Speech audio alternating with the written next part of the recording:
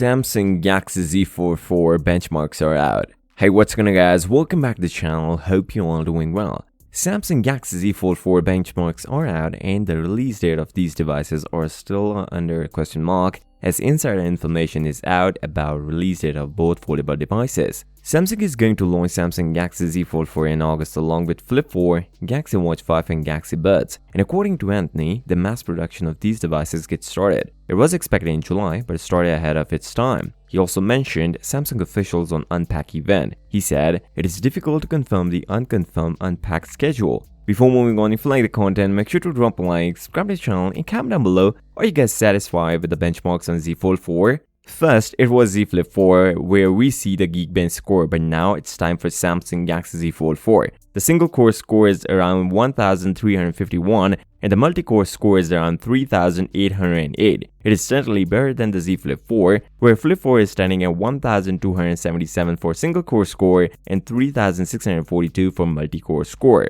With this particular model, it is a US version and comes with Android 12 out of the box with 12 gigs of RAM and 512 gigs of internal storage. But you can avail 256 gigs of version and there is no 16 gigs of version available. Samsung Galaxy Z Fold 4 is going to get a much improved under-display camera stated by Anthony on Twitter. But as per previous leaks, this camera still have 4 megapixel sensor just with a better optimization. And due to this, Samsung is not going to put Z Fold 4 under-display camera in upcoming Samsung Galaxy S23 Ultra. This means we are not getting edge-to-edge display with no camera hole in it. Meanwhile, Samsung just launched a new 200 megapixel sensor for smartphones, but they are not going to use this one in the upcoming Samsung Galaxy S23 Ultra. Samsung Galaxy Z Fold 4 is going to have a wider outer display and also inner display is a bit wider and comes with the same battery, 4400 mAh and 25 watt of fast charging, and don't expect built-in S Pen. A lot of people wanted it, but this time it is not going to happen. Although those of you who really want a better production of Z Fold 4